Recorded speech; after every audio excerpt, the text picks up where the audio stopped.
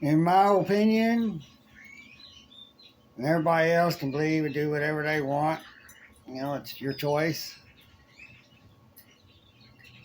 People write notices, affidavits of notice to the president, the Supreme Court, the governor, maybe the mayor, the judges, the AG. But the ones that they really don't send, I don't think anyone has. Send the notices to, because this pertains to the ones when it comes to the laws. Affidavits and notices pertain to the lawmakers. So we're to find out who the lawmakers are and put them on notice. Put them on list, because that create the laws.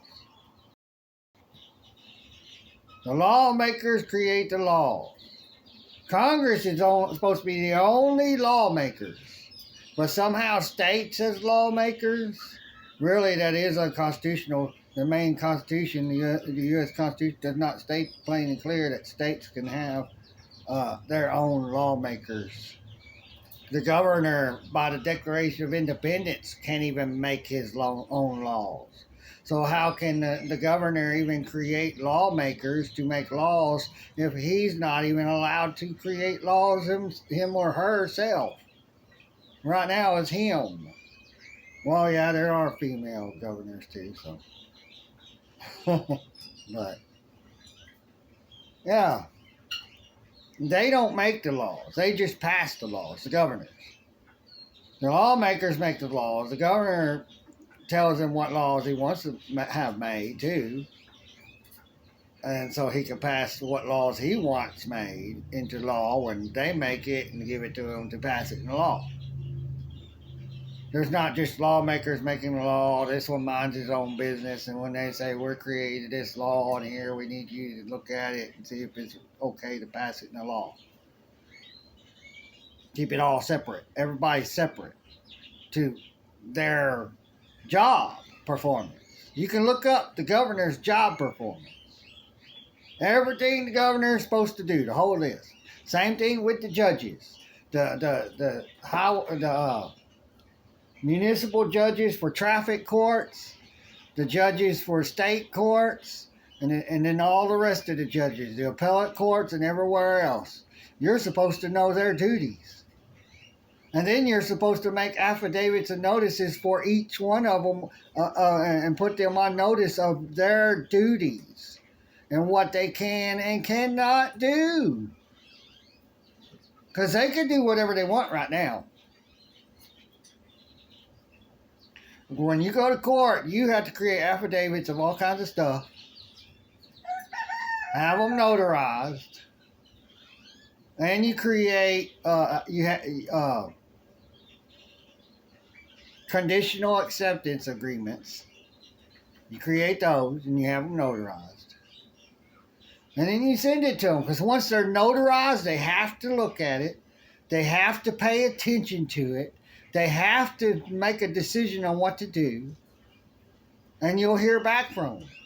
If you don't have them notarized, they mean nothing to them.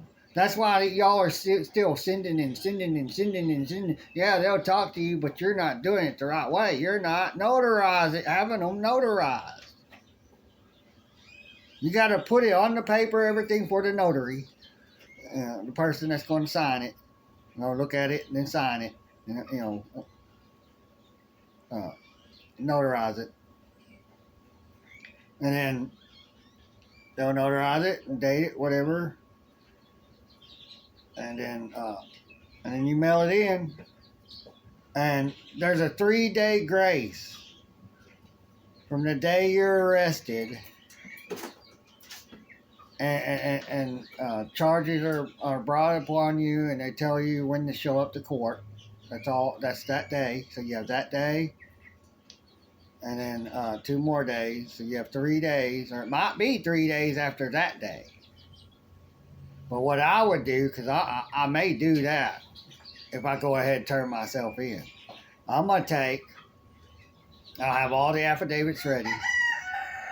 They'll all be in their envelopes. They'll all be paid to be certified. Paid to certified mail. A lot of money. It ain't cheap now. $8, I think, to have one certified mail. Just one.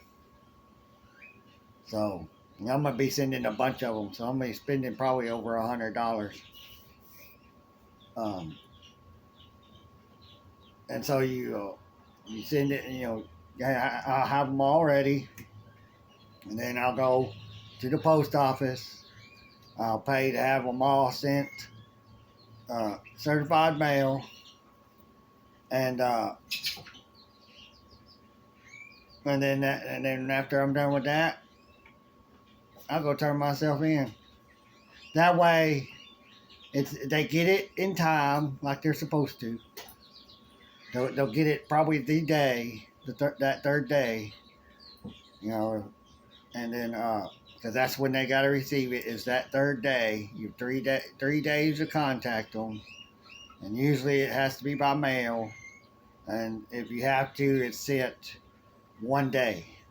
If you want to do it if you can't do it till after you're out of jail, or you get caught and you happen to get caught the day before or whatever, well, then you can send it via 1 day Federal Express, and it's sent there in 1 day, so that way you get it there in time.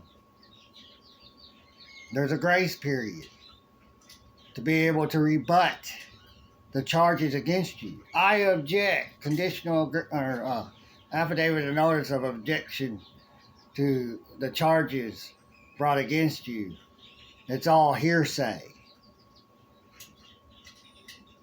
Added in there. Can the state, if said to be a victim, be personally injured? And if not, then the state cannot be considered a victim. A victim must be harmed, mentally, physically, whatever. There has to be some sort of personal harm to something that is alive. This can't get personal harm. You can't hurt this. You can break it, all that.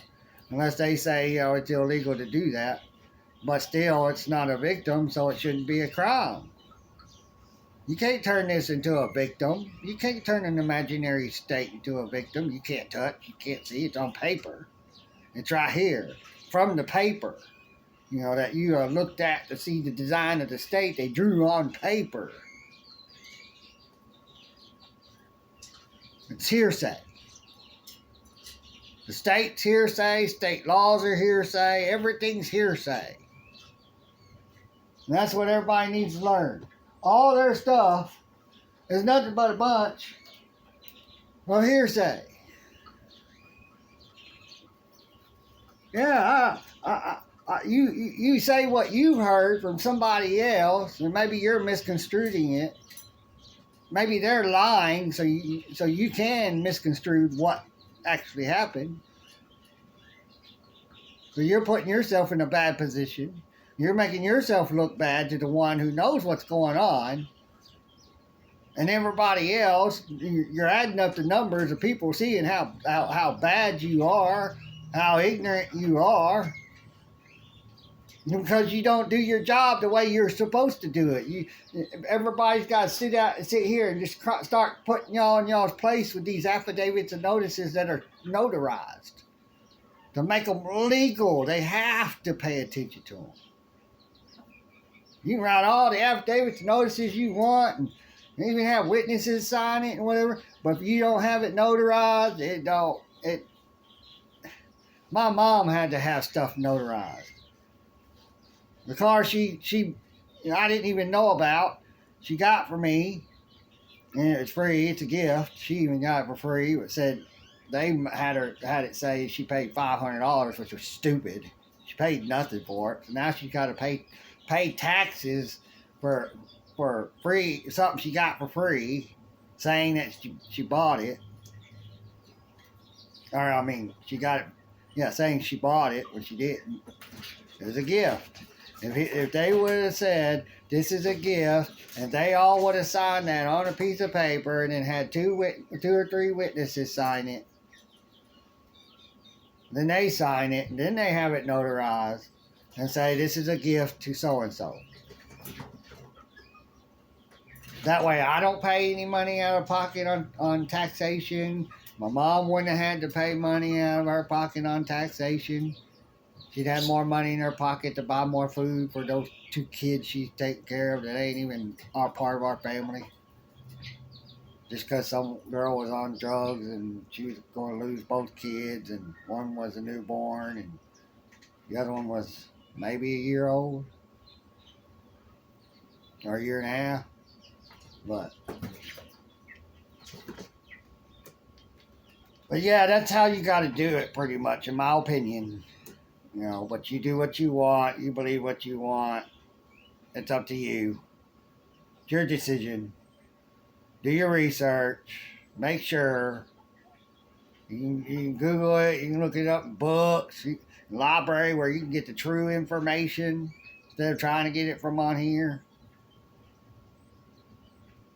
But y'all, most of y'all, if not all, most of y'all are just too lazy to do that, though. I mean, it's just right there. And you're real quick if you are. You know, you can have it done within a minute and find out in 1 minute. Okay, I'll humor him and myself, or her, myself. But all right, long enough. It's going to take 12 hours now to upload. So y'all take care. Bye.